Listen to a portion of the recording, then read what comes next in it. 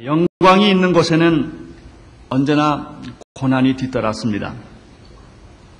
고난이 없는 영광은 존재하지 않습니다. No cross, no crown이라는 말이 있습니다. 대가를 치르지 않고 오는 축복도 없습니다.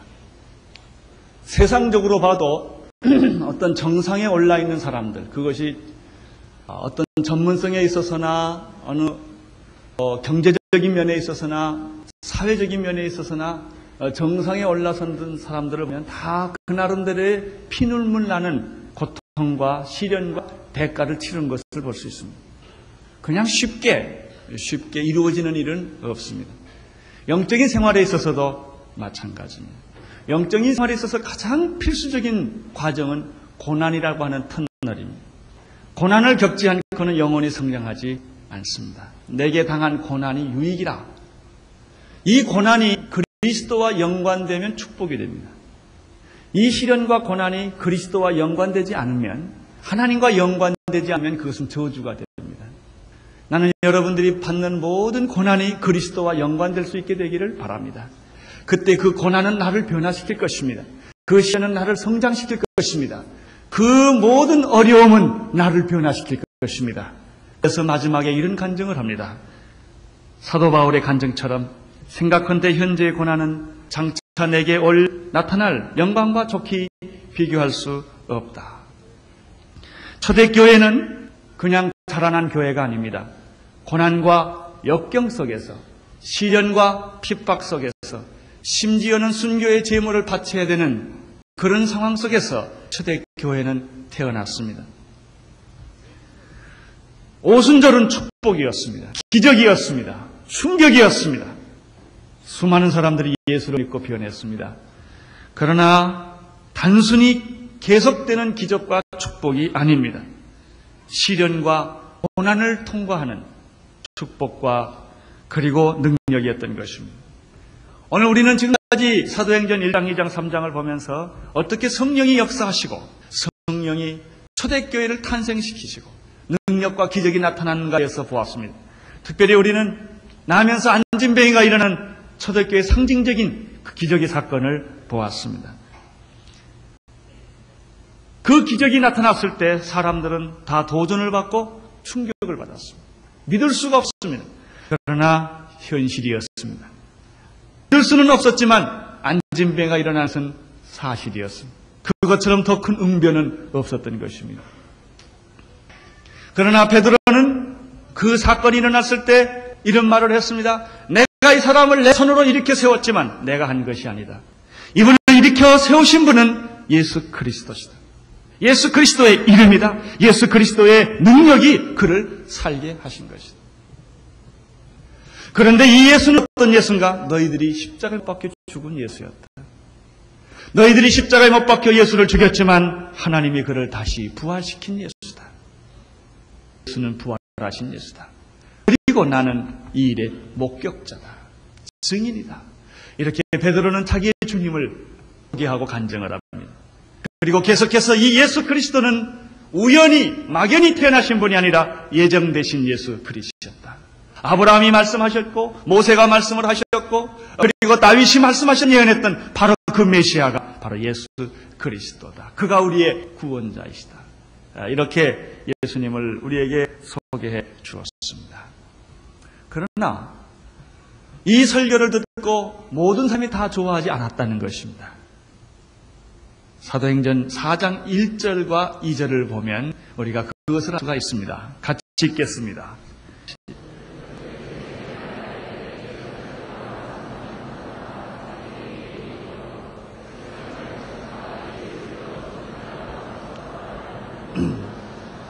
사도들이 백성들에게 말할 때 제사장들과 성전 맡은 자와 사두개인들이 이르러 백성을 가르침과 예수를 들어 죽은 자 가운데서 부활하는 도를 전함을 싫어하며 이렇게 되어 있습니다. 처음으로 복음을 반대하고 거부하는 세력들이 나타난 것입니다.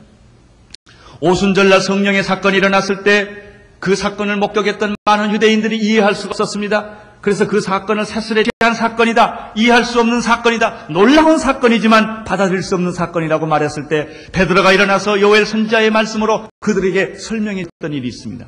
그러나 진짜 기적이 일어났을 때, 그리고 그 기적이 부활하신 예수님을 통하여 일어난 것이라고 말했을 때 여기에 거부하는 세력, 비판하는 세력, 싫어하는 세력이 나타나는 것입니다.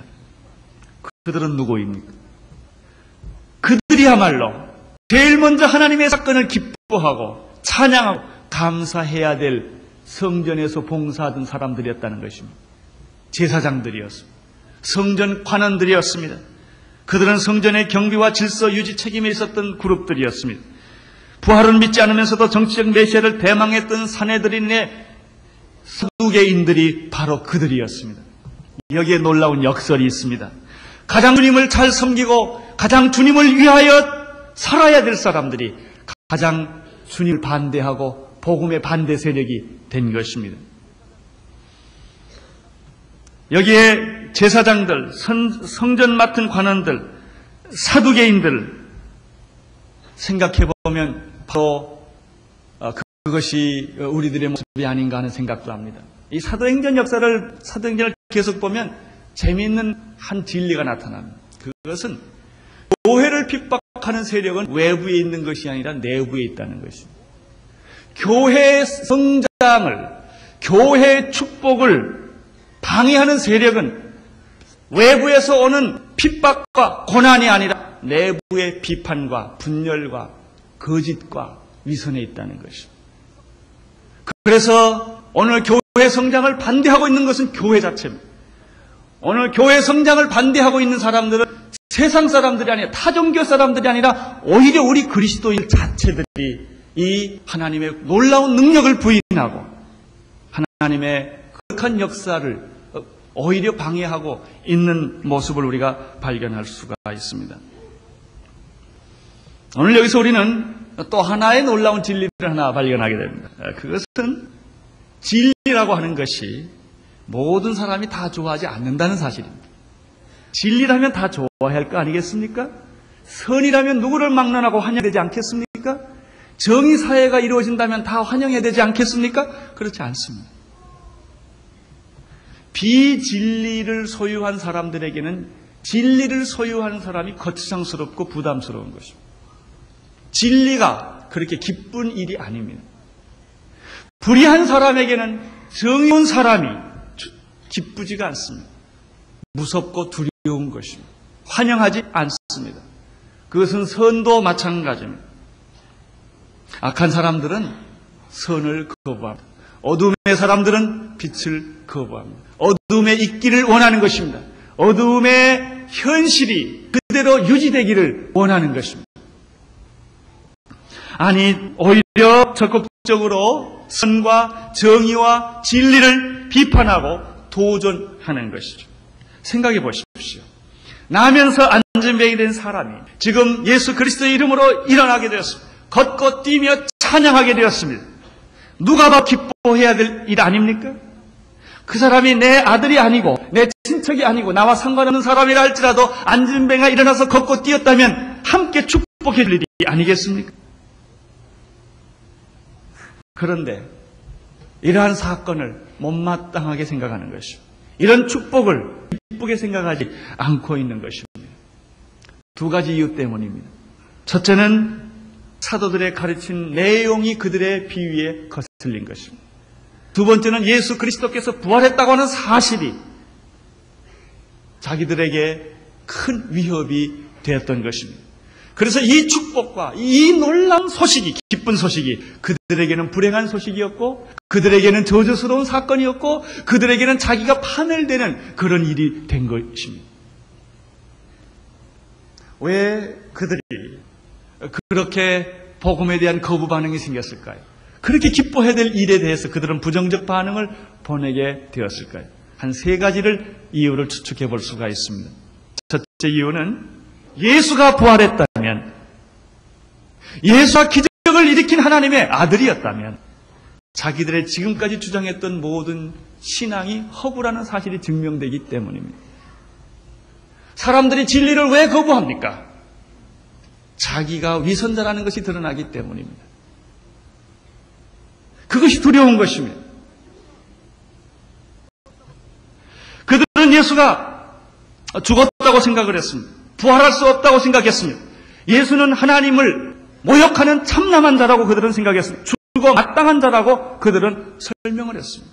백성들에게 그렇게 말했습니다. 재판에 그렇게 고소를 했습니다. 그래서 그런 이유로 죽였던 것입니다. 그러나 사실은 자기들의 이익이 손해보기 때문에, 자기들의 위치가 불안하기 때문에 그들은 그렇게 거짓으로 위장해서 예수를 죽인 것입니다. 예수는 그냥 계속 죽어 있어야만 했습니다. 그들에 의하면 예수는 무덤에 갇혀 있어야만 없습니다. 그러나 유감스럽게도 예수님이 부활하신 것입니다. 부활하신 것뿐만 아니라 기적을 일으키신 것입니다. 그렇다면 예수의 부활과 기적은 무엇을 의미합니까? 자기들의 모든 행위가 잘못했다고 하는 것을 증명하는 것입니다.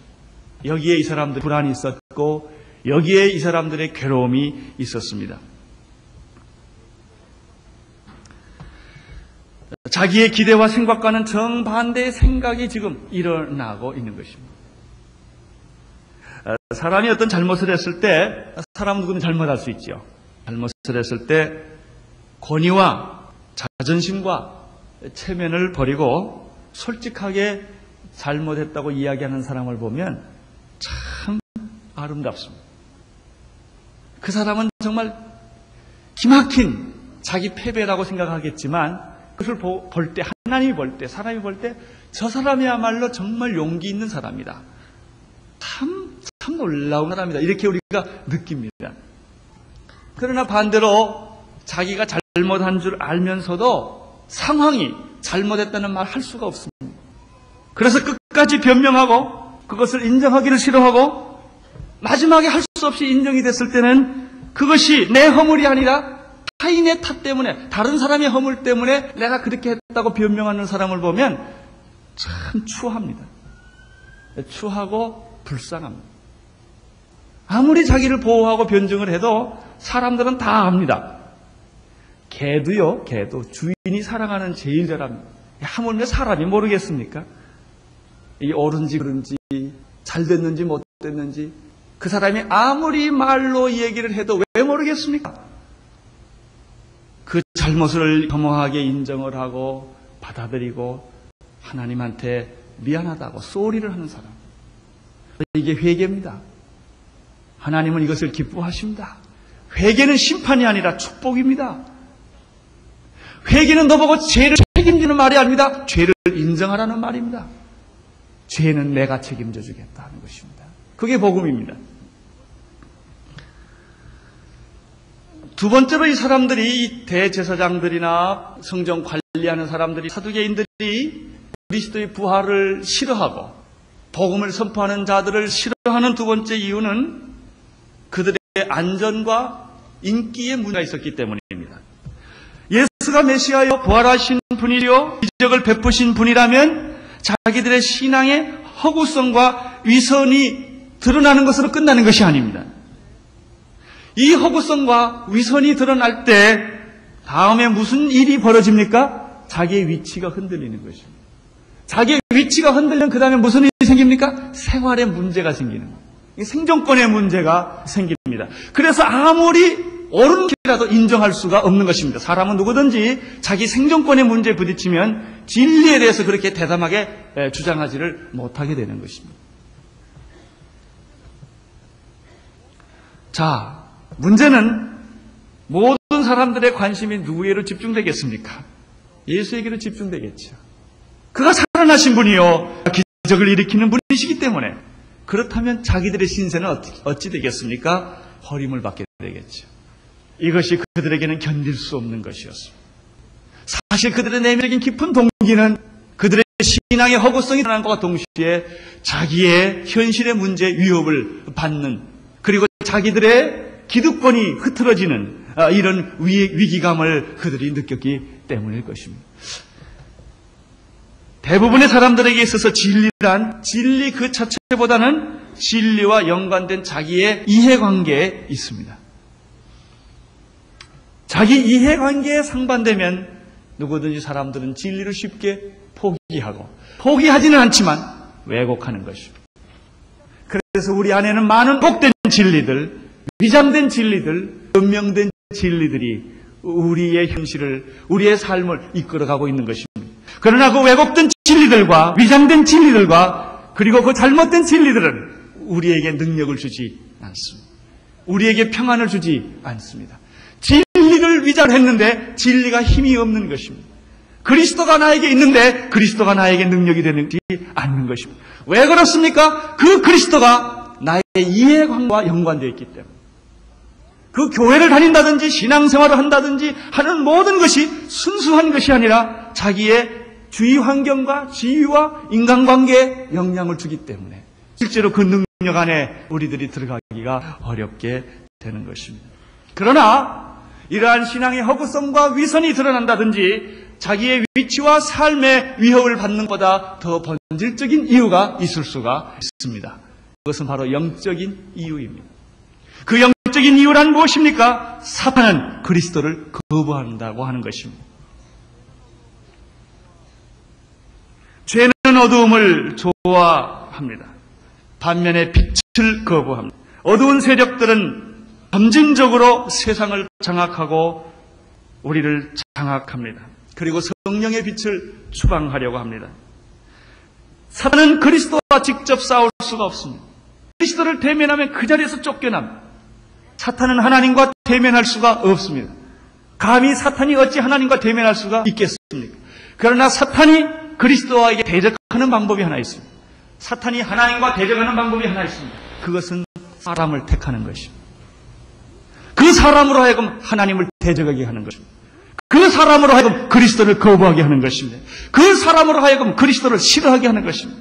그래서 우리는 수많은 사람들이 그리스도를 거부하며 수많은 집단들이 그리스도를 거부하며 그리스도에게 대항하며 하나님께 욕돌리는 사람들을 우리는 얼마든지 많이 볼 수가 있는 것입니다. 누가 그렇게 했습니까? 그 사람 속의 역사는 사탄인 것입니다. 사탄은 하나님을 거부합니다.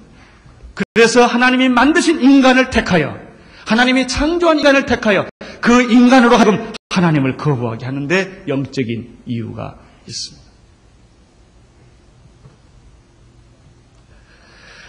전도를 해보면 또 어떤 사람들을 만나 대화를 해보면 그리스도를 전하면 바로 그리스도를 열정적으로 거부하는 사람이 있습니다. 아주 거부하는데 이유가 없어요. 좀 맹목적으로 그리스도를 싫어합니다. 거기는 아주 촌스럽게 사탄이 있는 거예요. 사탄이 무식하게 나타나는 겁니다, 이게. 감정적으로 아주 예수쟁이면 미워하는, 그건 아주 마귀가 다 드러나는 거예요. 본능적으로 그리스도에게 대항을 하는 사람이 있어요. 그런데 더 무서운 게 있어요. 아주 지성적으로 예수를 거부하는 사람들. 학문적으로 예수를 거부하는 사람. 합리성과 이성을 동원해서 아주 세련되게 예수를 거부하는 사람들이 있습니다. 아주 더 교활한 악마들입니다. 이 마귀들은 지성사회에 많이 있다는 사실을 알아야 됩니다. 특별히 지성인 그룹 속에 자기의 지성이 우상이기 때문에, 자기의 학문이 우상이기 때문에, 그 자기의 삶이 보통 촌스러운 사람보다 훨씬 격이 있기 때문에 그 격에 자기가 속아 넘어가는 것입니다. 그러나 그 속의 깊은 곳에는 마귀가 혀를 날르거리고 있는 것입니다. 당신의 영혼을 쥐고 있는 것입니다. 당신의 인격을 쥐고 있는 것입니다. 당신의 지성을 뒤흔들고 있는 것입니다. 그러면서 아주 쉽게 그럴듯하게 학문적으로 하나님을 거부하는 것입니다. 특별히 신학 안에 들어와 있는 귀신은 아주 무서운 귀신들입니다. 성경의 이름으로 성경을 거부하는 것입니다. 기독교의 이름으로 예수를 거부하는, 그래서 예수를 하나님의 아들로 보지 아니하고 하나의 휴머니스트로서 인간의 성자로서 만들어버리는 이런 마귀들이 있는 것입니다. 여러분, 예수를 거부하는 가장 영적인 깊은 원인은 사탄의 영향력이라는 것입니다. 그리스도를 거부하는 것입니다. 그리스도를 대적하는 것입니다. 바로 이 종교 전문가들인 제사장들과 사두개인들과 성전 맡은 사람들이 가장 종교적인 이유로, 가장 합리적인 이유로 그들은 메시아를 거부하고 메시아를 십자가에 못 박고 메시아를 배반했습니다. 뿐만 아니라 메시아가 다시 살아나서 부활했음에도 불구하고 그것을 믿을 수가 없습니다. 눈에 보는데도 믿지 않는 것입니다. 그리고 또 거부하는 것입니다. 나는 여러분들이 이런 악령의 영향에서 피할 수 있게 되기를 바랍니다. 나는 여러분들이 여러분의 지성에 속지 않게 되기를 바랍니다.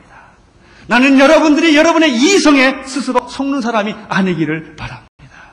여러분들은 참으로 성령의 사람이 되셔야 합니다.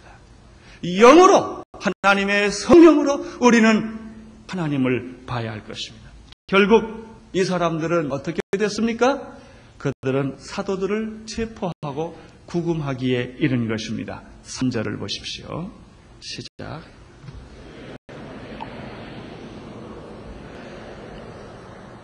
예, 저희를 잡아서 이제 가두게 되었습니다. 여러분, 이 사실을 아십시오. 사람들은 내 육체를 가둘 수는 있으나 내 영혼은 가둘 수 없다는 사실을 아셔야 합니다. 사도들은 물리적인 힘으로 그들을 붙잡을 수는 있었으나, 전도를 못하게 강하게 만들 수는 있었으나 사도들의 믿음까지 감옥에 집어넣을 수는 없었다는 것입니다.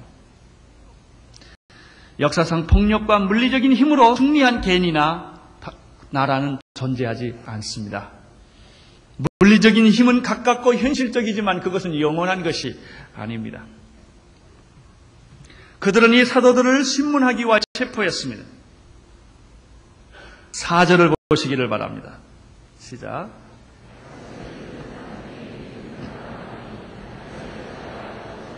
(3절과) 대조가 됩니다. 3절은 예수 믿는 자를 지금 감옥에 집어넣는 핍박이 시작이 된 것입니다. 핍박이 온 것입니다. 반면에 이렇게 핍박이 있었지만 4절에 보면은 그럼에도 불구하고 예수 믿는 사람들이 남자만 몇 명쯤 되었습니까? 얼마나 두 성경 구절이 대조를 이룹니까? 핍박이 왔지만 부흥했다는 것입니다. 여러분, 고난과 핍박은 무서운 것이 결코 아닙니다. 그리스도가 내 안에 있으면 어떤 고난도 축복이 되는 것입니다.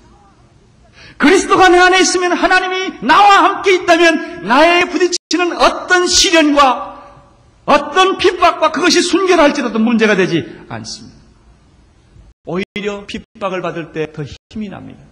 고난을 겪을 때 더 성장하게 되는 것입니다. 바로 그것이 사도행전입니다. 사도행전 전체적인 줄거리는 뭐 있느냐? 아까 첫째 줄거리는 핍박과 고난은 밖에 있는 게 아니라 안에 있다는 하나의 진리를 발견합니다. 또 하나는 사도행전의 놀라운 전체적인 흐름은 고난이 올수록 교회는 성장한다는 것입니다. 흩어질수록 강해진다는 것입니다. 아주 놀라운 역설적 진리입니다. 자, 남자가 약 5,000명이 되었다라고 하다면 여자는 얼마 되었을까요? 여자까지 합하면 원래 남자보다 여자가 더 하나님에 대해서 민감합니다. 그래서 교회는 여자들이 많습니다. 10,000명이 넘었을 것입니다. 애들까지 분명히 또 엄마는 또 애들 끌고 왔을 겁니다. 우리 저기에 있는 우리 형제자매님들처럼 애들까지 끼인다면 분명히 10,000명에서 15,000명 정도의 사람 아니겠습니까? 여러분, 오늘날 서울에 있는 교회 중에서 주일날 10,000명 모이는 교회를 대형교회라고 그럽니다. 그렇죠?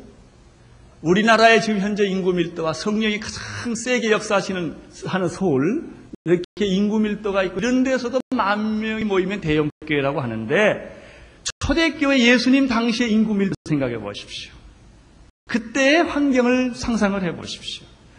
그런 환경 속에서, 그런 교통 구조 속에서 10,000명이 모였다는 것은 보통 일이 아닙니다. 이것은 하나님만이 하실 수 있는 일이요, 하나님이시기 때문에 하신 일입니다. 자, 우리는 5,000명이 남자만 모였다는 이 단순한 말 속에 몇 가지 참 놀라운 사실들을 생각해낼 수가 있습니다. 첫째는 초대교회의 성장의 속도는 엄청나게 빨랐다는 것입니다.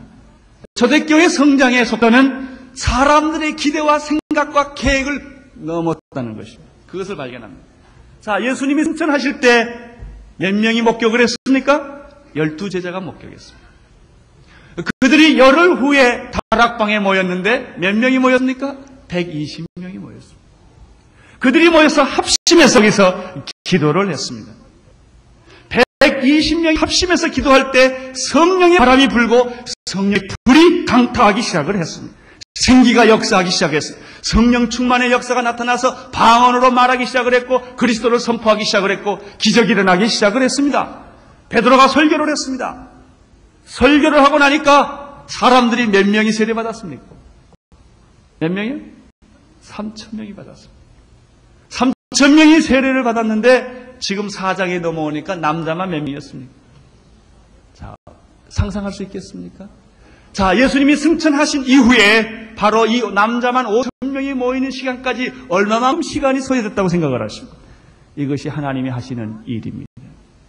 우리는 너무나 많이 하나님을 제한하고 있습니다. 자기의 상식과 자기의 계획과 자기의 경험 이상을 넘어가는 것을 두려워합니다. 사람들은 하나님을 자기처럼 생각합니다. 자기처럼 무능한 하나님이라고 생각합니다. 자기처럼 제한한 하나님을 하는 것입니다. 여러분 12명이 120명으로 120명이 3,000명으로 3,000명이 10,000명으로 했다면 이것은 하나님이 하시는 일이요. 그때 하셨다면 지금도 할 수 있는 것입니다. 이런 기적은 교회만 일어나는 것이 아니라 여러분의 개정, 가정과 개인의 삶 속에서도 그런 일이 일어날 수 있습니다. 이것을 믿으시기를 바랍니다.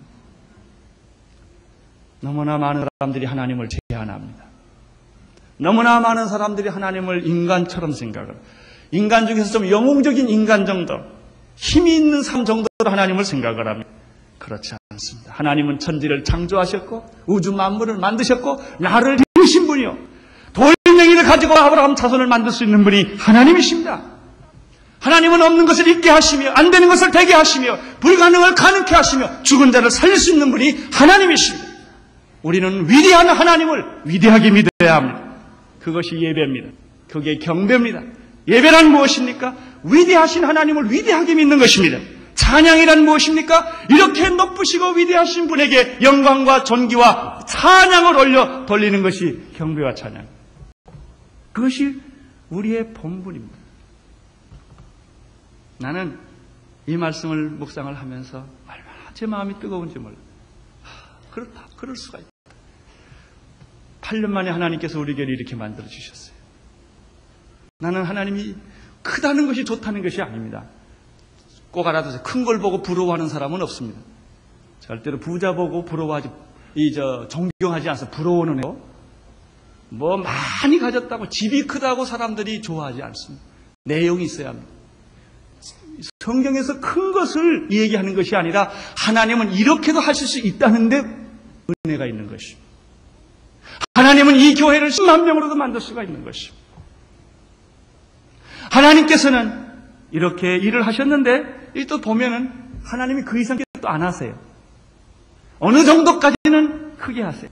그 다음엔 다 흐트러 버렸어요. 안디옥으로 가게 하시고 예루살렘 교회가 사방으로 사마리아로 가게 하시고 유다로 가게 하시고 땅끝까지, 심지어는 사도 바울을 통하여 아시아 전체를 가게 만들어 버리시는 분이 하나님이십니다.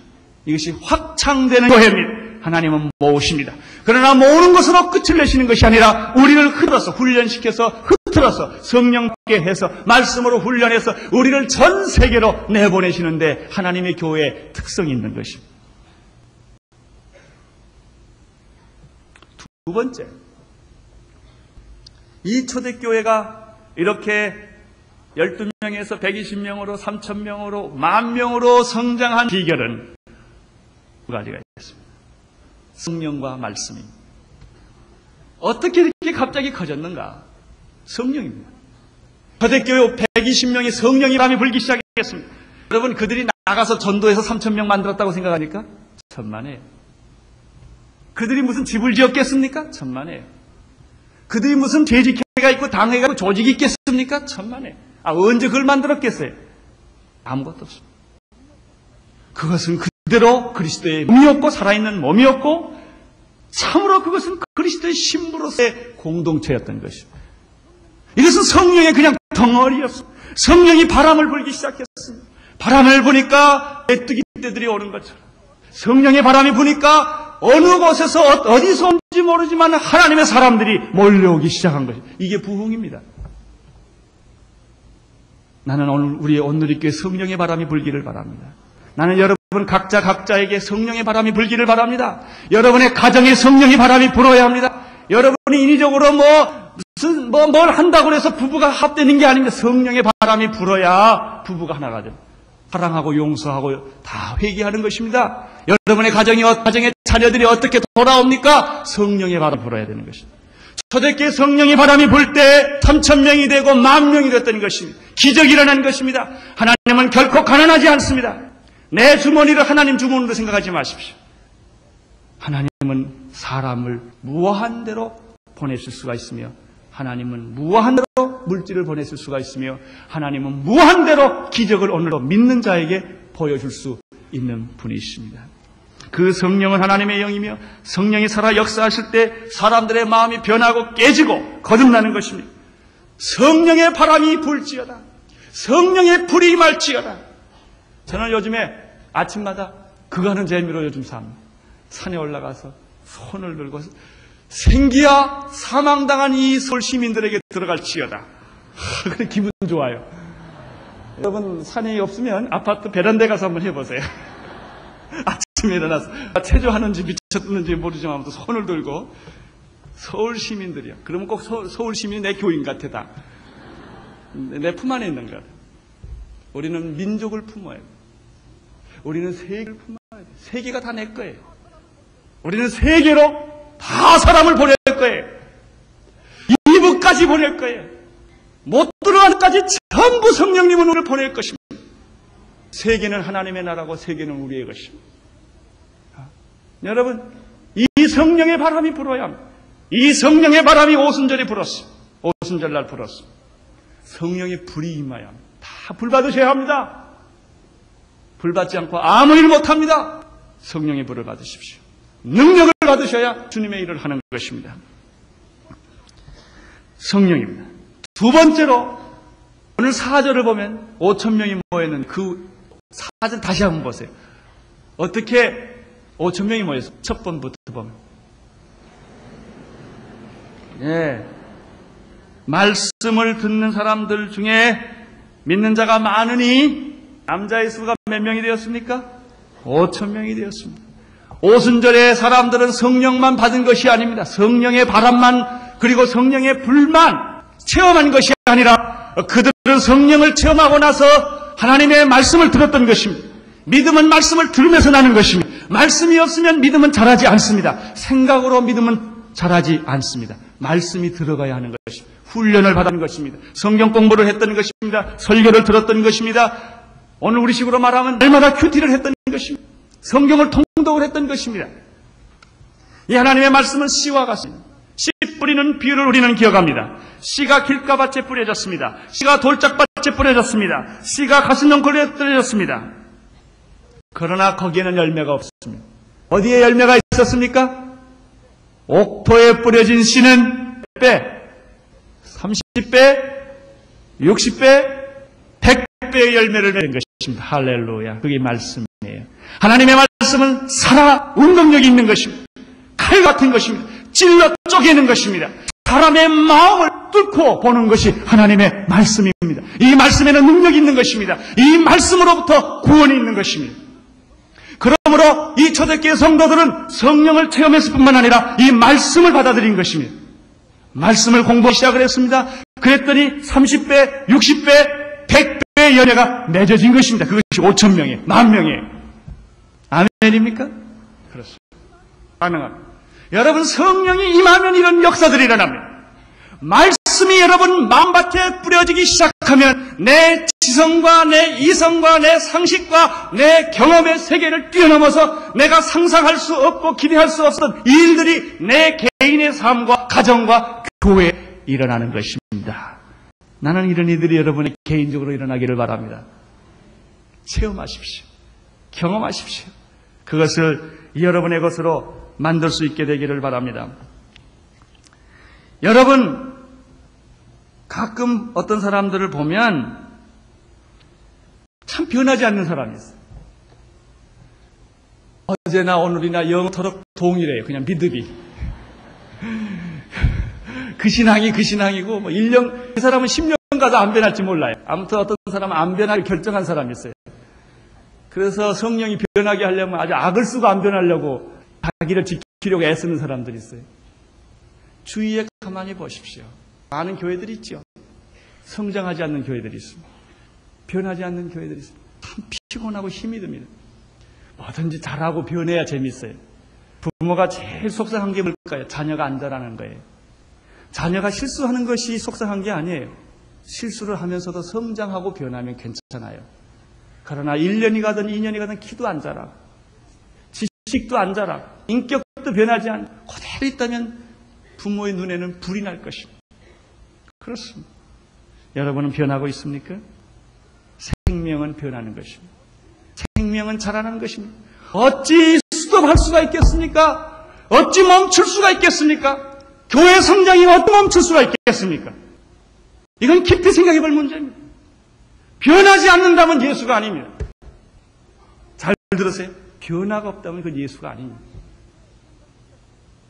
하나님이 그렇게 현상 유지하는 분일까요? 복음이 잘못된 것이 아닙니다. 어떤 사람은 복음이 배터리가 다 나갔다고 생각하는 사람들이 있어요. 충전을 다시 해야 된다고. 복음은 배터리가 나가는 법이 없어요. 복음은 영원합니다.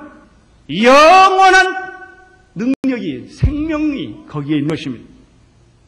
처음도 끝도 없는 것입니다. 그러면 복음을 가진 교회가, 복음을 가진 사람들이 왜 잘하지 않습니까? 그 사람의 문제입니다. 그가 복음을 제한했기 때문에 그렇습니다. 그가 복음을 신뢰하지 않았기 때문에 그런 것입니다. 그가 복음을 막아버렸기 때문에 그런 것입니다. 그래서 그 영혼이 안 변하는 것입니다. 나는 여러분들이 변하게 되기를 바랍니다. 복음에 문제가 있는 것이 아니라 여러분에게 문제가 있습니다. 여러분이 변화되지 않으려고 발버둥 치기 때문에 교회는 성장하지 않게 되는 것이고 개인은 변하지 않는 것입니다.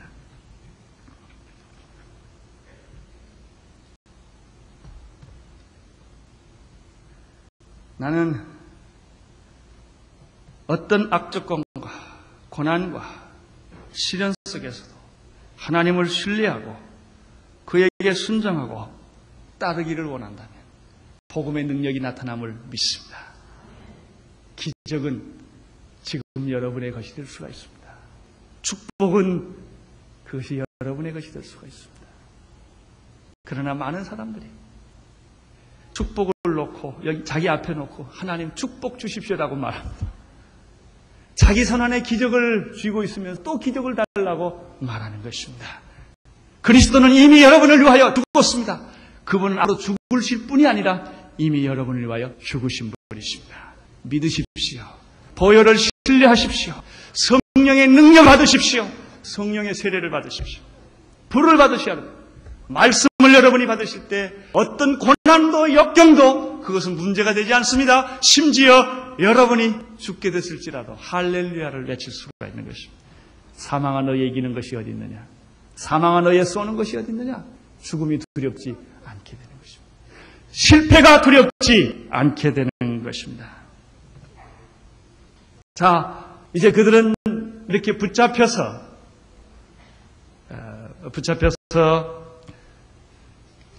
심판을 받게 됩니다. 이제 5절, 6절, 7절을 한꺼번에 읽겠습니다. 시작.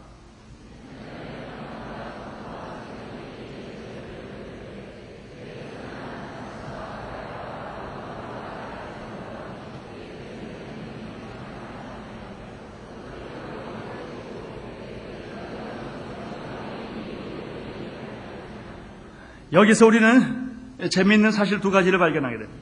첫째, 예루살렘에 여기 지금 모여있는 사람들이 모두 누구냐면 예수님 당시에 처형에 감했던 그 사람들이 다시 그대로 다 모였다 사실입니다. 아주 재미가 있습니다.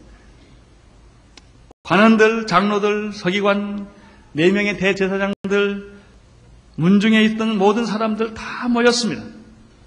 그들이 왜 모였습니까? 진리를 위해서 모인 것이 아니라 진리를 학살하기 위하여 모인 사람들이다. 두 번째입니다. 그들이 모여서 사도들에게 질문을 합니다. 그 질문의 내용이 너무나 재밌습니다. 자, 질문의 내용이 무엇입니까?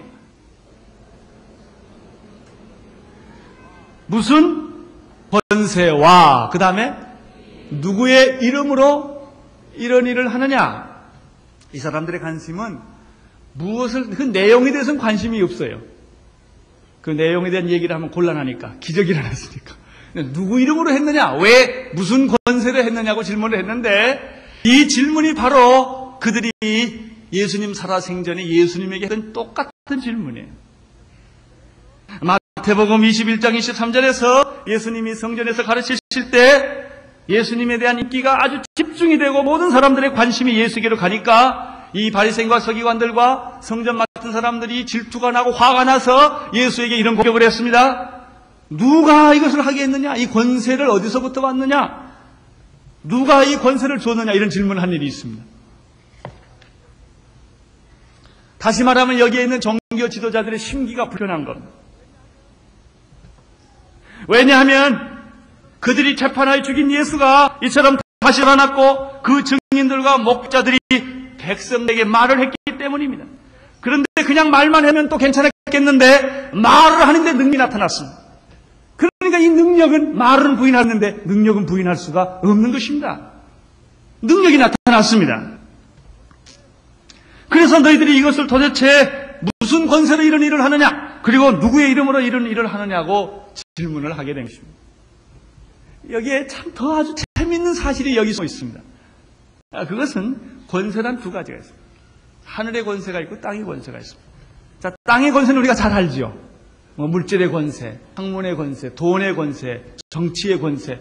우리가 그 권세 소위 요즘 사정기관이다 뭐다 이게 다 소위 세상 권세들 아니겠습니까? 그런데 이 권세라는 땅의 권세가 있습니다. 그런데 또 하나의 권세는 하늘의 권세입니다. 하나님이 주신 권세, 하나님의 권세, 하늘에 속한 권세들이 있습니다. 자, 교회가 받은 권세는 어디서부터 권세를 받았겠습니까? 성경 하나님으로부터 받은 권세, 성령으로부터 받은 권세, 영적 권위인 것입니다. 모든 그리스도인들의 누구로부터 권세를 받았습니까? 하나님의 자녀가 되는 뭘 받았어요? 영접하는 자, 곧 그 이름을 믿는 자들에게는 하나님의 자녀가 되는 권세를 받았어요. 우리는 하나님의 자녀가 되는 권세를 받은 자입니다. 하나님의 시민권의 권세를 받은 자입니다. 하나님에 속한 하나님의 백성입니다. 자, 제사장들과 서기관들과 그리고 이 관원 맡은 사람은 어디로부터 권세를 받았겠습니까? 하나님으로부터. 권세를 받은 사람들. 그래서 하나님의 종으로서 백성들을 관리했습니다. 그런데 문제는 이 제사장들이 하나님의 권세는 별로 관심이 없고 땅의 권세에 관심이 있는 겁니다. 땅의 수입, 땅의 인기, 땅의 모든 것이 관심이 있는 것입니다. 그래서 이 사도들에게 지금 하는 말을 가만 보십시오. 뉘앙스로 보면 재미있습니다. 내가 무슨 권세로 누구 이름으로 이런 일을 하느냐라는 뜻은 이런 뜻입니다. 이건 내 땅이다. 이게 깡패들이 자기 구역이 있대지요. 이건 내 구역인데 누구 허락받고 지금 이거 하느냐 그 얘기예요.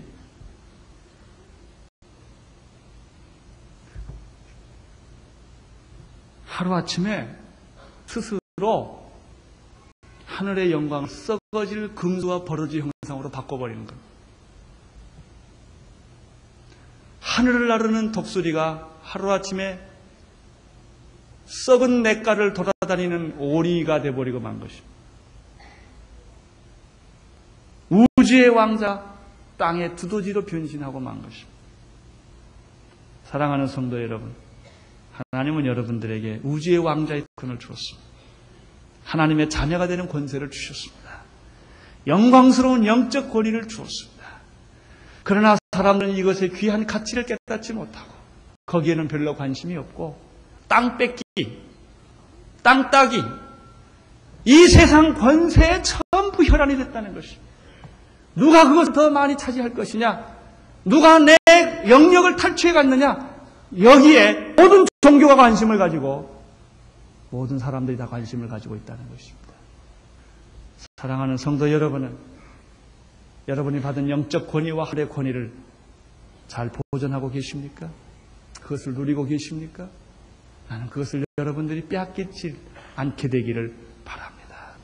어떤 고난이 와도 두려워하지 않게 되기를 바랍니다. 고난은 우리에게 비극을 주는 것이 아니라 축복을 주는 것입니다. 기도하겠습니다. 하나님 아버지, 사도행전 초대교회에 고난이 시작된 것을 봅니다. 우리에게도 고난이 시작된 것을 봅니다. 그러나 그 고난은 영광이 될 줄로 믿습니다. 그 고난은 축복이 될 줄로 믿습니다. 예수님 이름으로 기도드리옵나이다.